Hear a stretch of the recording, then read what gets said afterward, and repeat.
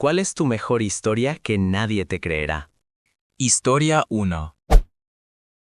Cuando estaba soltera y usaba apps, hice match con un tipo que era súper lindo. Tenía una selfie sin polera frente al espejo, lo cual normalmente era un rechazo automático para mí, pero parecía tierno y medio nerd, así que igual hablé con él. Me contó que había trabajado mucho en su cuerpo porque de joven había sido gordito y muy torpe con las mujeres. Yo pensaba, no se da cuenta de que es atractivo. En fin, esa semana yo estaba en casa enferma y aburrida, así que hablamos mucho por mensajes e incluso hicimos FaceTime. Era raro, pero interesante y más o menos gracioso. Parecía bastante inteligente. Trabajaba para una empresa de biotecnología y estaba postulando a programas de doctorado.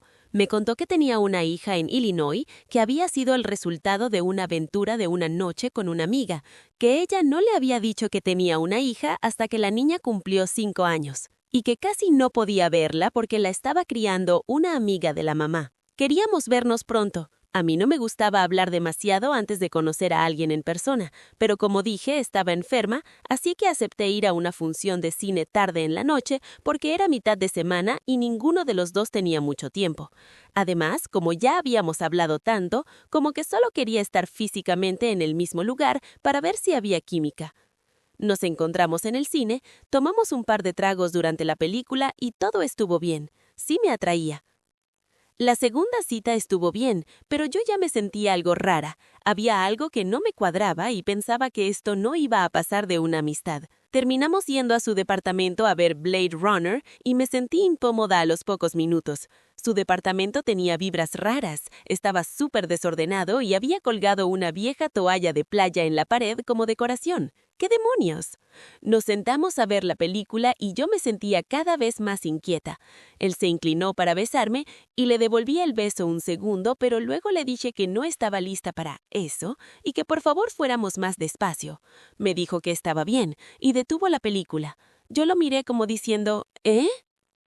Entonces empezó a decirme que estaba enamorado de mí, que había dejado a su prometida de años, que vivía en Illinois para estar conmigo y que quería que nos fuéramos a vivir juntos lo antes posible e intentáramos tener un bebé. Al principio pensé que estaba bromeando, pero enseguida me di cuenta de que no. Me preguntó si podía decir en voz alta que yo era su novia, y yo lo hice porque pensé en todos los true crime que veo y no quería que me asesinara. Sentí que, si notaba que yo estaba asustada, podía reaccionar peor. Luego me preguntó si yo estaba ovulando en ese momento porque eso lo excitaba. Fingí bostezar y le dije que estaba agotada, que era una noche de trabajo y que de verdad quería verlo al día siguiente, así que me iba a ir a casa a descansar. Se veía totalmente decepcionado, pero dijo, «Ok, pero antes de que te vayas, ¿me harías un favor?» En ese momento pensé que me iban a matar. Le dije, ¿qué cosa? Me preguntó, ¿te pondrías frente a un espejo conmigo para que pueda ver lo hermosos que nos vemos juntos? Yo ya estaba absolutamente aterrada. Caminé hacia su habitación, estúpidamente, pero solo intentaba seguirle la corriente porque mi intuición me decía que probablemente no era un asesino, solo que estaba completamente desequilibrado. Entramos a su pieza y era un desastre, montones y montones de ropa por todas partes. Nos paramos frente al espejo un momento y luego dije que de verdad tenía que irme, agarré mi cartera y rechacé su ofrecimiento de acompañarme al auto. Luego, literalmente, corrí hacia mi auto. Cuando llegué a mi casa, revisé el teléfono y tenía varios videos suyos tocándose, lo cual fue absolutamente horroroso. Me da escalofríos solo de pensarlo. Ahora me doy cuenta de que la razón por la que no está en la vida de su hija probablemente es que la madre se dio cuenta de que tenía serios problemas y tenía una buena razón para mantenerlo lejos. Me da náuseas solo pensar en él, dejé de salir con gente por un tiempo y nunca volví a ponerme en una situación así. Historia 2. Tenía 6 o 7 años y durante semanas me había sentido intranquilo al jugar afuera, al caminar al colegio o a la casa de amigos e incluso al irme a dormir. Sentía que algo estaba mal. Era invierno y había nieve en el suelo. No podía dormir. Eso no era nuevo. Siempre he sido de sueño liviano y poco frecuente. Pero normalmente solo fingía conversaciones conmigo mismo hasta quedarme dormido o hasta que sonara la alarma. Esa noche, por alguna razón, sentí un impulso de levantarme y encender la luz de mi dormitorio para poder leer. Después de prender la luz, tomé un libro y fui a sentarme al banco junto a la ventana para acomodarme. Y ahí estaban, mirándome fijamente, las caras de dos hombres. Hasta el día de hoy podría describírselas a un dibujante policial. Fui corriendo a buscar a mis padres, y cuando entraron a la pieza, obviamente los hombres ya no estaban. Mis padres no me creyeron, así que volví a la cama y no dormí nada en toda la noche. Al día siguiente, cuando salí para ir caminando al colegio, se veían 2 pares de huellas que iban y venían desde mi ventana, además de marcas de neumáticos en el patio. Mis padres me dijeron que seguramente habían sido unos niños haciendo una broma, pero durante mucho tiempo después de eso, no me dormía hasta que empezaba a salir el sol. Pasaba las noches mirando por la ventana. Historia 3.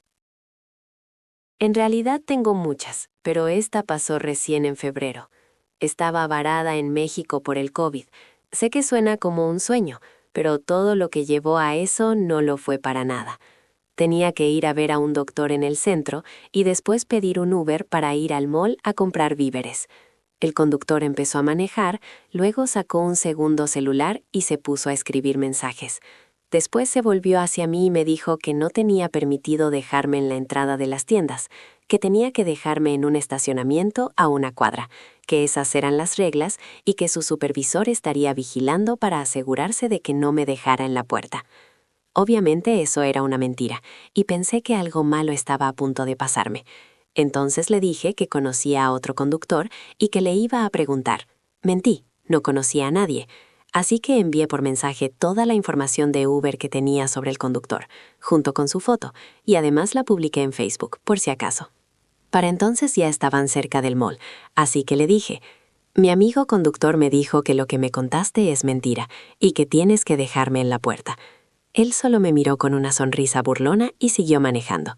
Entonces le dije, también me dijo que le enviara toda tu información, incluida tu foto, además de publicarla en redes sociales. Ahí fue cuando se le cayó la cara y me llevó directamente a la entrada. Lo denuncié ante Uber, pero no hicieron nada, tampoco en mi hotel, y cuando regresé a Canadá, le escribí al consulado canadiense sobre lo ocurrido. Me respondieron para decirme que a raíz de mi experiencia habían modificado las advertencias para quienes visitan México, incluyendo una advertencia sobre posibles secuestros como el que yo viví. Historia 4.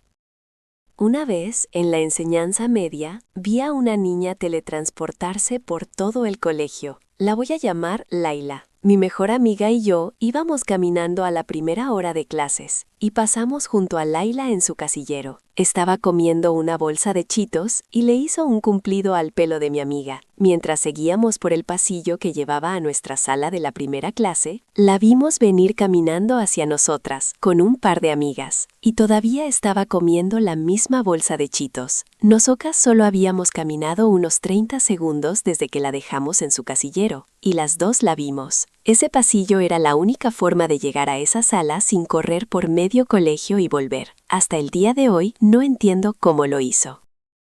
Historia 5. Cuando era chico, tendría unos 8 años más o menos.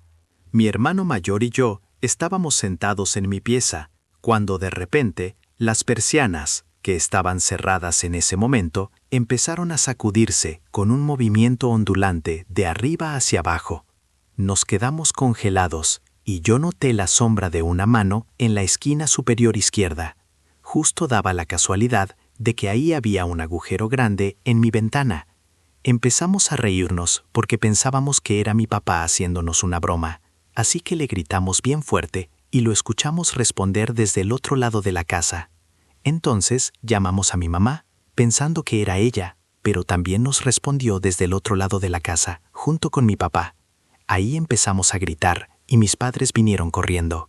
Después de que les explicamos, abrieron las persianas y había una ardilla en la malla afuera de mi ventana, lo cual no era raro porque soy de una zona un poco más rural de Alabama. Ellos dijeron que eso era todo. Pero una vez que mis padres se fueron, mi hermano me miró y me preguntó si yo también había visto la sombra de la mano. Le dije que sí y se la describí en detalle. Yo la vi extendiéndose desde la esquina superior izquierda y parecía tener uñas algo largas y puntiagudas. No logramos entender cómo una ardilla que estaba afuera de la casa podía hacer temblar las persianas que estaban adentro de mi pieza. Creo que mis padres solo nos dijeron eso para calmarnos. Historia 6. Cuando era bebé, quizá estuvieron a punto de secuestrarme. Tenía como 1 año y medio cuando pasó esto, así que obviamente no lo recuerdo. Y la fuente más confiable, mi mamá, se niega a hablar del tema, así que tuve que enterarme por mi papá. Una noche, como 1 mes después de que naciera mi hermano, mi mamá se despertó por un llanto y fue a revisar a mi hermano, porque bueno, acababa de nacer. Pero él seguía dormido, así que fue a verme a mí. Yo no estaba en mi cuna. Mi mamá entró en pánico y salió corriendo hacia abajo. Al parecer, yo estaba sentada en el sillón, llorando. No creo que haya podido llegar ahí sola, porque los barrotes de la cuna seguían levantados, y mi papá dice que nunca me había visto subirme sola al sillón. Eso, sumado a que ninguno de mis papás tiene antecedentes de sonambulismo, me hace creer que casi me secuestraron. De cualquier forma, fue una situación peligrosa para mí. Si llegué ahí sola, ¿qué pasaba si me caía en el camino y me lastimaba? Y si alguien trató de llevarme, ¿qué habrían hecho conmigo? Casi ni yo misma creo esta historia, pero la expresión de terror que pone mi mamá las pocas veces que se ha mencionado frente a ella me hace pensar que sí es verdad. Eso es todo por hoy. Muchas gracias por ver. Suscríbanse para más contenido como este.